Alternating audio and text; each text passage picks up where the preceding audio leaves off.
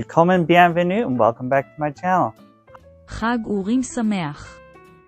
Really hope I did that right because my Hebrew sucks. I have not used it in such a long time, and even on Hanukkah, I don't get to use it because, again, not very many of my family still admit that they are Jewish, so yeah. Because of the Jewish holiday, I wanted to go ahead and make a little bit for the holiday and just make my little bit of the corner of our holiday season a little bit more festive than it has been in past years. So a little bit about my family is that my husband is Protestant and follows the Christian part. So I do decorate the house for Christmas, but primarily this little corner of mine is decorated for Hanukkah. So I do celebrate both holidays. So it is what it is, and some years I don't even celebrate it. Either holiday, really, to tell you the truth. I'm not very much into the holidays, quote unquote, holiday seasons. But as it is family heritage, I wanted to do a little bit more than it has been in past years. So this is what I made. So enjoy, and I'll see you back in a few minutes. Okay, let's find a pattern. So I was looking for a Star of David pattern so that I can make a kind of tablecloth that goes underneath our menorah. And this is what I found.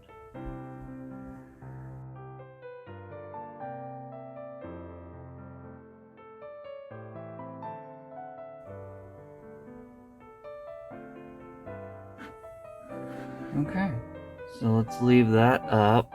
I think that's gonna work. It's a triangle, this is not a trapezoid,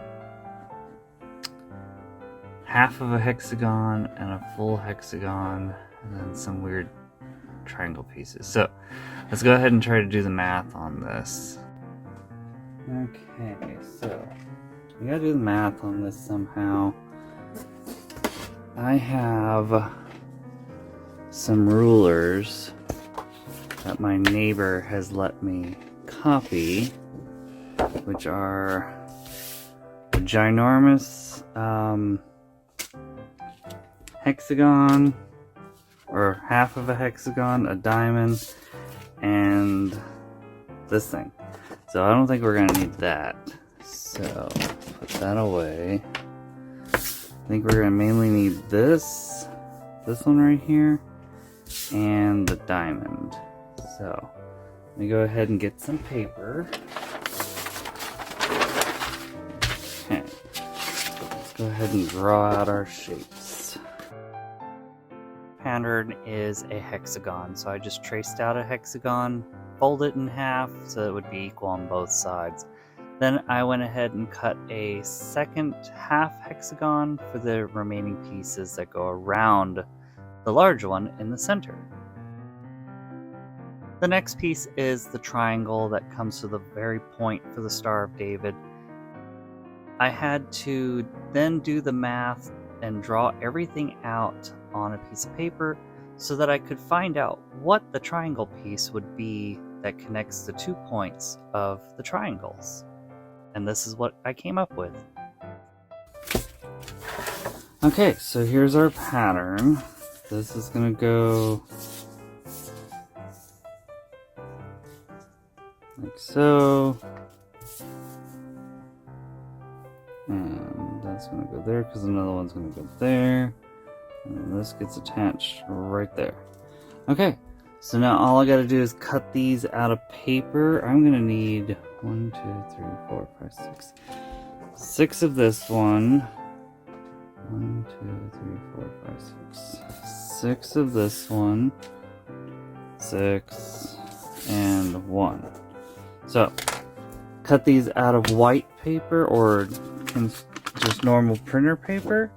And then we can go ahead and start cutting the fabric and gluing the pieces onto it. I'm using just regular Elmer's glue to tack this down, just, you know, the regular purple craft stick, so that'll be a lot easier to do that. So let's go to the next step.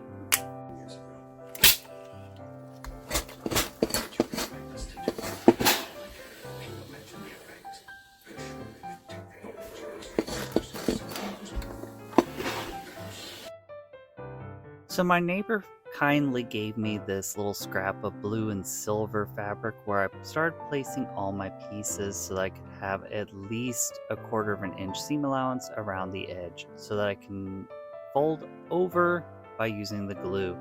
Again, this is a style of English paper piecing is what it's called, but I didn't do it the way it's supposed to be done by hand. I'm going to do it by machine.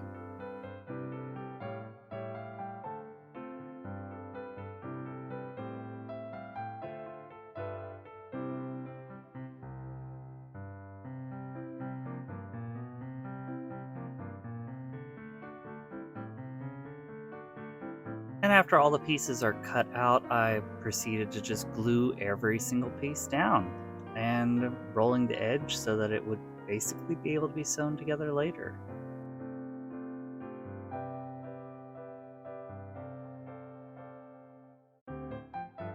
So that transition didn't work. So let's go ahead and lay everything out and then we can go ahead and sew everything together.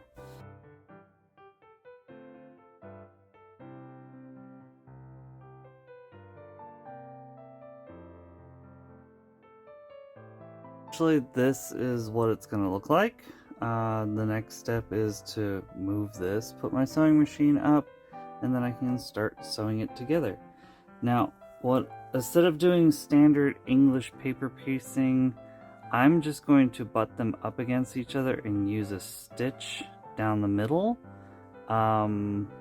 Make it go a lot easier and a lot faster, and I don't have to worry about doing all the hand piecing. So let me go ahead and move this over to a different table, and then I can put my sewing machine and set up.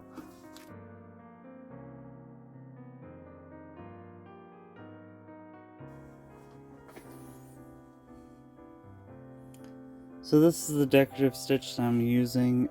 It's essentially just going to paper piece it together, and we'll go from there. Let's get started.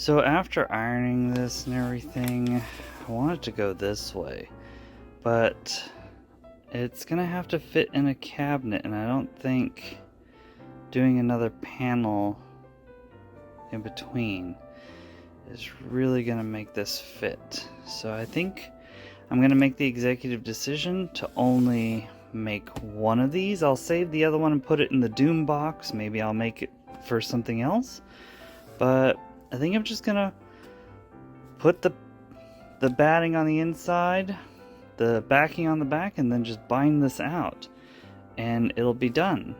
But this will go underneath the menorah this year for Hanukkah. So I'm going to use this linen scrap as the backing, and this is the batting that I'm going to be using. I'll probably double it up, and then I'll just go ahead and stitch in the ditch to quilt it. And I think that's probably the best thing that I'm going to do. So I got my topper pinned with 2 things of batting and the backer, and now I'm just doing a stitch in the ditch over the top of what I had already done.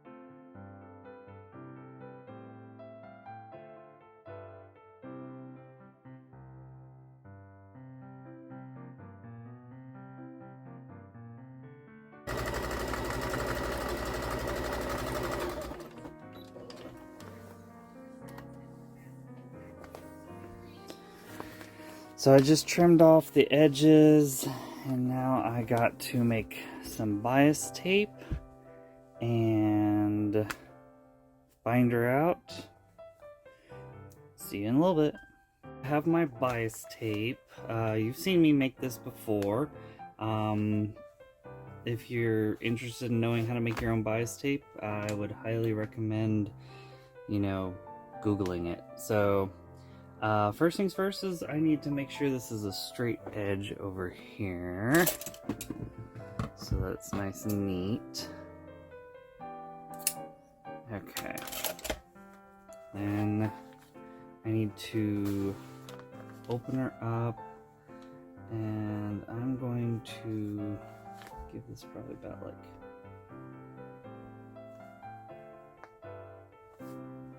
2 inches or so. Put a pin in there just to keep it out of the way. Leave that up. So, oops.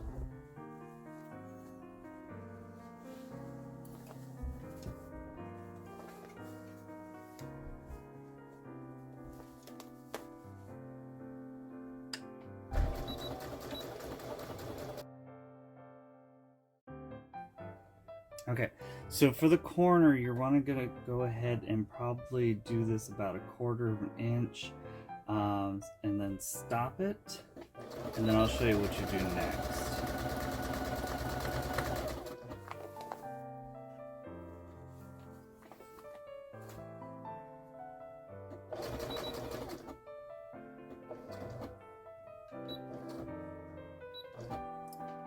Okay, so you're gonna lift your presser foot, turn everything, and you're gonna go straight into the corner. Give it a little back stitch. Okay, take that off. Now, my camera. Okay. So you're gonna go ahead and fold this up in that angle, pinch it down, and bring it right back into where you're sewing. And then just sew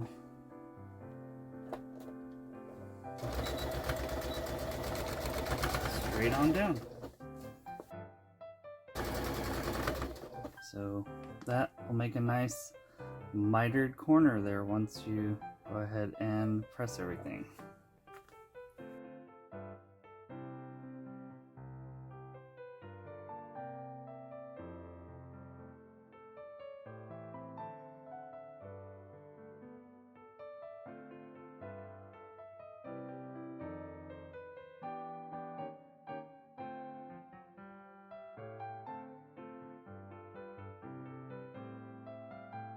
The reason why I left these two tabs here is that you're going to basically sew them together.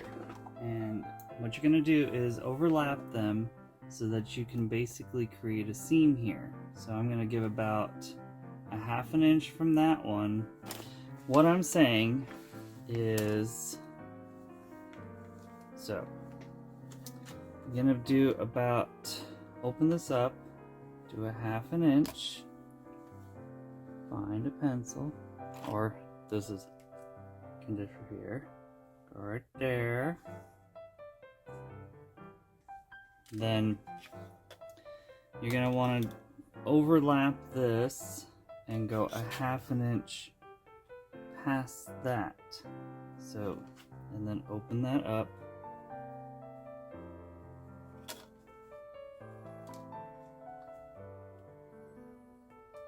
Mark.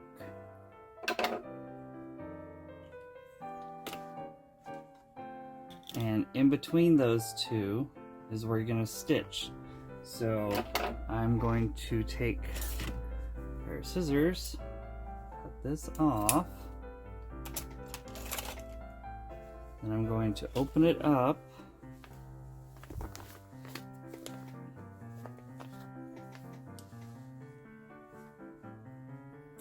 This is always the fun part.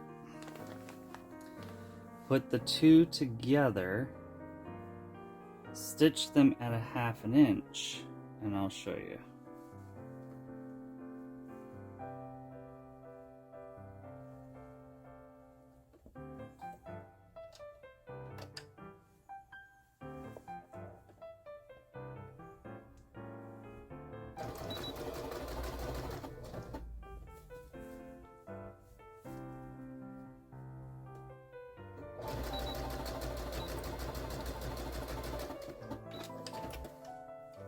Okay, so now that you've sewn it, you can see that now it's flat. So go ahead and finger press this open, and then you can stitch it down.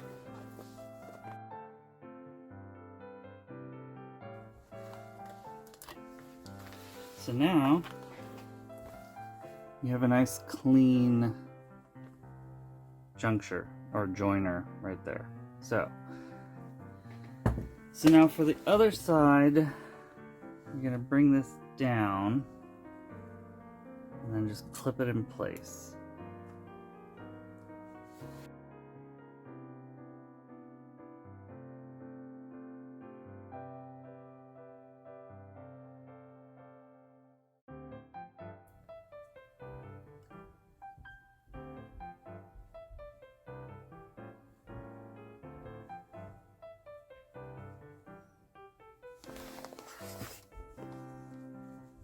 So I'm going to go ahead and pin this all out, and I'll be right back.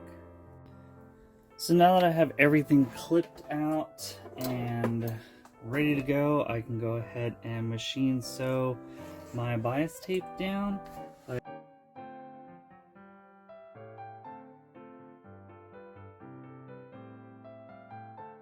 Okay, time for a new needle. Anyways, this is what I do. I have a Tums container that I put all my sharps in. And that way, once this thing is full, I can throw it away and it's not going to injure anybody in the process of being recycled and or tossed, or it's not going to stab anybody when it goes in the trash. So now we got that going. Let's go ahead and stitch in the ditch. Pray that I catch the other side.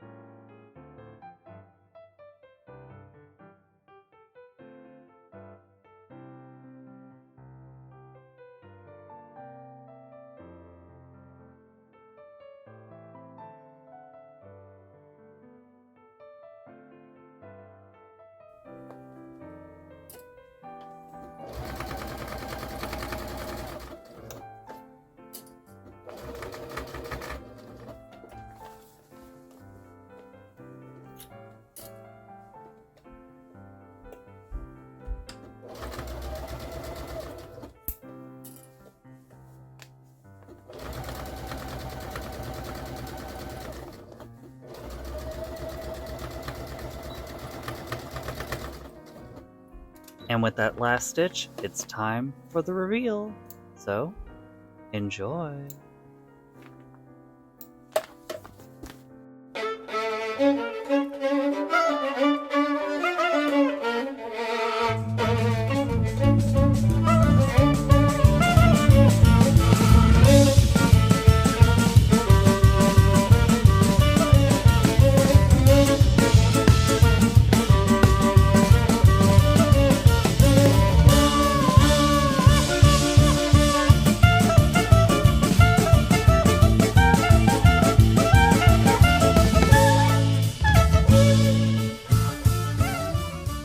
So hopefully you enjoyed that little bit of quilting that I did. I'm not the best at quilting. This is only the third quilted item I have ever made in my entire life. The first was a baby quilt for my nephew, and the second was a quilt for an ex that I kind of wish I never did. And this is now the third quilt I've ever made. So hopefully you enjoyed that type of content, and remember, if this is the type of content that you are interested in and do like, remember to like, share, subscribe, and follow me on other social medias, because I do post more photos on Instagram than I do here on YouTube. And come back again for next week, where I will try to plan another video for the holiday season. I think I can go ahead and do the topper of our Christmas tree, but I won't have the tree up until the actual holiday season after Thanksgiving. So I'm trying to do holiday items that I can have on display and or be ready for when the holiday season actually starts, versus decorating right after the day of Halloween. Because my family, we decorate on the day after Thanksgiving for the holiday season. So again, come back next week, and we'll see you shortly. Tschüssi!